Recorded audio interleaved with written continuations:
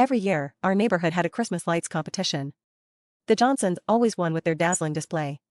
But this year, something strange happened. Instead of their usual light show, their house was completely dark. Rumors spread, maybe they'd run out of money or didn't care anymore. But on Christmas Eve, just as the sun set, a soft glow appeared. Curious, we all gathered outside.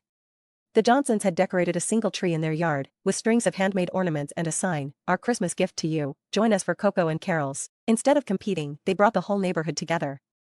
We sang, laughed, and shared stories late into the night. For the first time, the competition didn't matter. Sometimes, the brightest lights at Christmas aren't the ones you see, they're the ones you feel.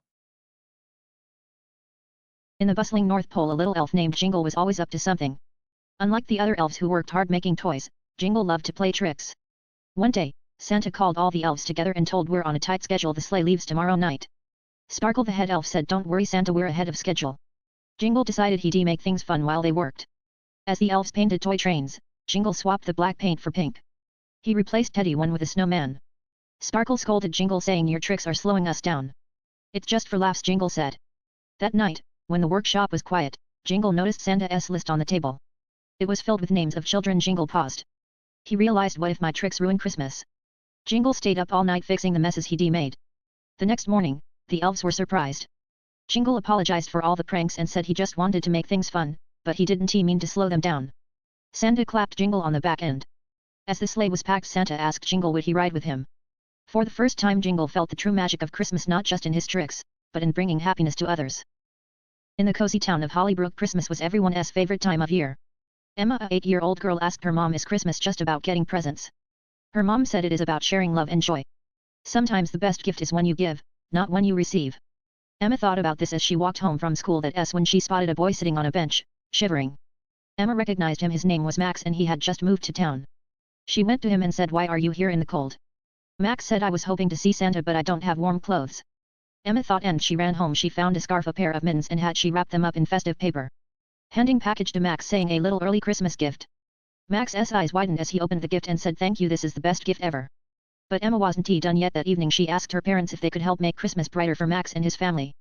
Over the next few days, Emma and her family secretly delivered surprises to Max's house: a basket of cookies, a little Christmas tree, and decorations. On Christmas morning, Max and his parents knocked on Emma's door with a card saying, "Thank you for giving us the best Christmas ever." That Christmas, Emma learned that the greatest gift wasn't under the tree, it was the joy of making someone else smile.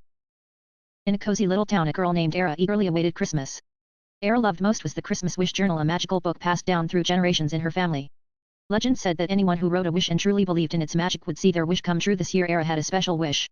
Era's best friend Jack had moved away. She missed him dearly. Era carefully opened the journal with her red pen. She wrote, "I wish Jack could visit me this Christmas." Each day Era waited for something magical to happen, but as Christmas Eve approached, there was no sign of Jack.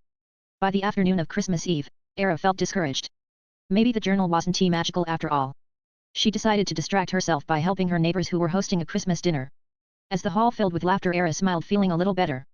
She loved seeing people happy, even if her wish hadn't come true. Suddenly, she heard a familiar voice behind her. She spun around. There was Jack. He told her that his mom got a work trip here, so he wanted to surprise Era. The Christmas Wish Journal was magical, but as she looked around the hall, she realized something even more important. Her wish had come true not just because of the journal, but because of the love and kindness she'd shared with others.